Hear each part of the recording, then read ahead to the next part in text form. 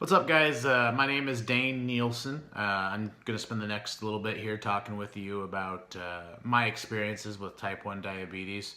For me, the story started August 27th, 1997. It was my third day of sixth grade.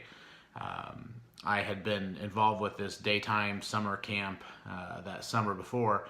And late in the summer, the camp director ran into my mom at the gas station, and she knew the signs of diabetes. And I had been urinating frequently. I was dehydrated and drinking lots. I was tired. I was exhausted. I was moodier than a typical 11-year-old boy. And so she mentioned that to my mom. She said, "You might want to get Dane checked out for diabetes." And so mom had a urine test collected, or urine sample collected, and took that to the doctor. And next thing I know, I was missing my third day of school to go to Iowa City, where they informed us that I had type 1 diabetes.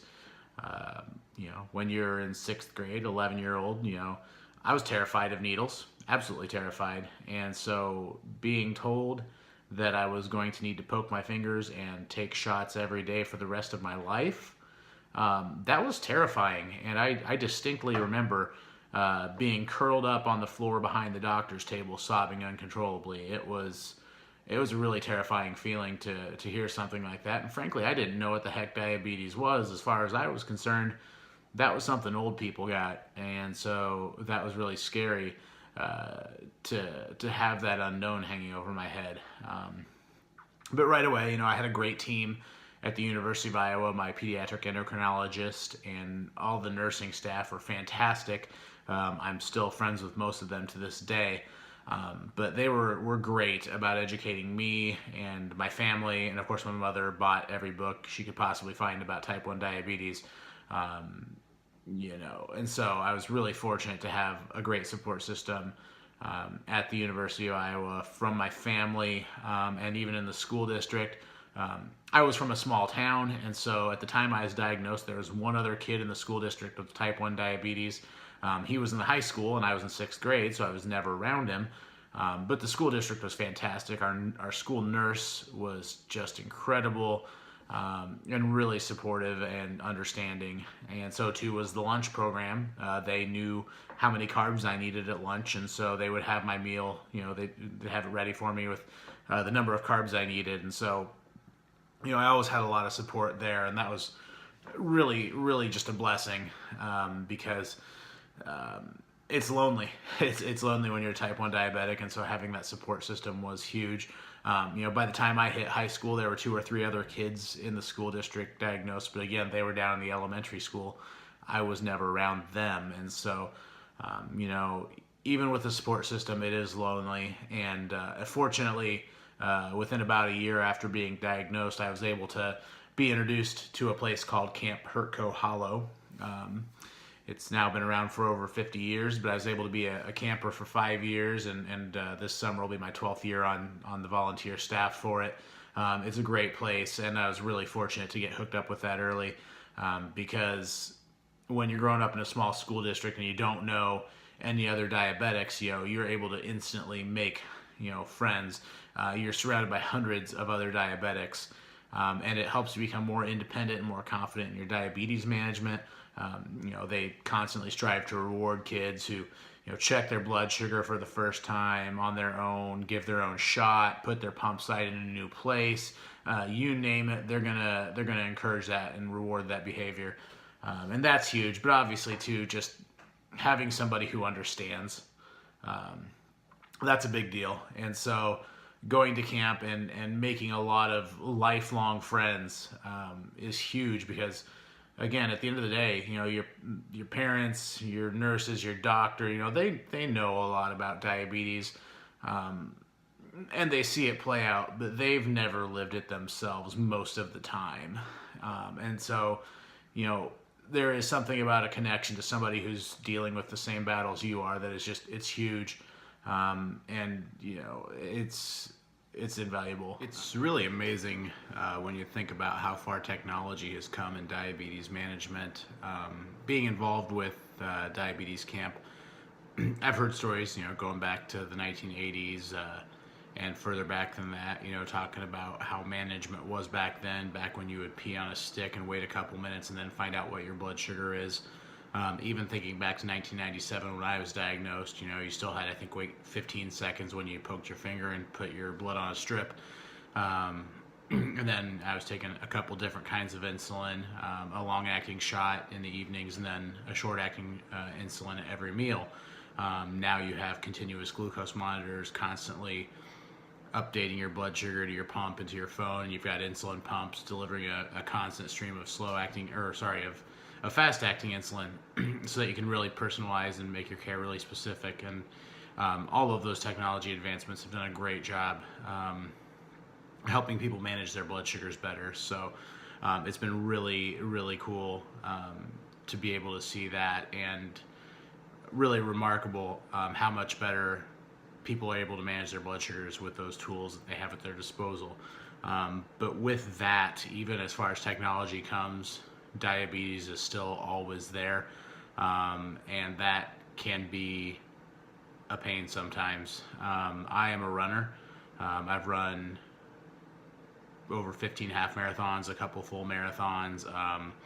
I run at least a few miles even still every day. I've backed off a little bit, but when you're getting ready to run a long distance, the amount of planning that goes into eating enough to get your blood sugar high enough that it's not going to crash, but also not eating too much that your blood sugar goes dangerously high, and then trying to maintain that while being on a long run without a ton of food available or insulin. I mean, it's a pain, to be completely honest.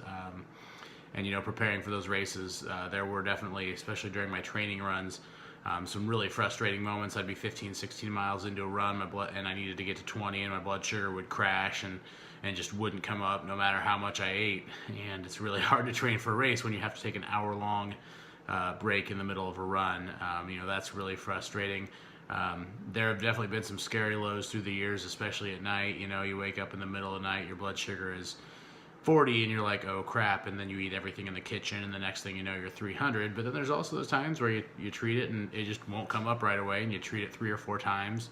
That's, again, you can do everything right sometimes, and diabetes has a mind of its own, I think, and so that can be frustrating. And even things like my wedding day, or even a few months ago, my first kid was born, and even as we were getting ready to go into the emergency room or the operating room for a C-section, I was sitting there having to worry about my blood sugar being high enough because it was dropping really fast at the time. And so, it's crazy. Diabetes is always there regardless of what's going on in life, and you've got to be able to deal with it, and that's that's a tough reality sometimes, and unfortunately a lot of times people around you don't necessarily understand that, and you just have to explain it the best that you can. And so even now, like I said, my goals lately haven't been as much involved with running long distances, but again, exercise, nutrition, sleep, you got to think of all of it. And I'm really fortunate. The continuous glucose monitor that I have now actually communicates with my pump, and so if my blood sugars go low in the middle of the night, my pump knows to back off the insulin. So the nice thing about that is I haven't had as many severe lows, and I know they're still working on upgrading technology even more going forward. Hopefully in the next year or two, they'll be able to kind of do the same thing. When your blood sugar starts to go high, it'll know to give you more insulin, and so that's great. Diabetes is a really expensive disease, and you have to make sacrifices sometimes, unfortunately. Just my pump supplies alone, I've got to hit that $1,500 deductible or whatever it is each year, and within a couple months I've already hit that. But pump supplies, you can be paying upwards of $1,000 for 3 months worth of those, sometimes even more. I'm fortunate right now, 3 months of insulin for me costs $190. I know friends who that's what they pay a month for their insulin. The continuous glucose monitor supplies, all of that just costs hundreds of dollars. And I mentioned we recently had a baby, and when you're juggling the costs of having a newborn and having an expensive disease like diabetes, there are absolutely sacrifices you have to make, and things that you sometimes go without, and it's frustrating, and it can definitely put a strain on you and on your marriage and on your ability to raise your kids. So yeah, there's a lot of sacrifice that comes with having type 1 diabetes, unfortunately. But again, it's one of those things where you're dealt the hand you're dealt, and you can deal with it one of two ways. And I know plenty of diabetics, as like I said, through my involvement with camp, those who've taken care of themselves pretty well, and those who unfortunately haven't. And I mean, the sad reality is if you don't take care of it, you're going to deal with consequences down the road. And so I personally choose to stay on top of it the best that I can. And I'm not perfect, and I think that's important for anyone that's going into nursing to remember, is that you can know everything there is to know about type 1 diabetes by the book.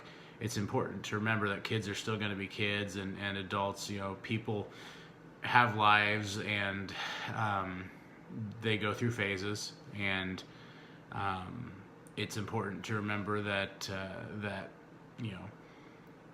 people are gonna sometimes struggle, and sometimes they're gonna do everything right, and they're still gonna struggle. I've had that happen so many times, and so I think that is something definitely really important to remember. So anyway, I just want to thank you for taking the time to learn about diabetes today, and thank you for the opportunity to speak with you all about it.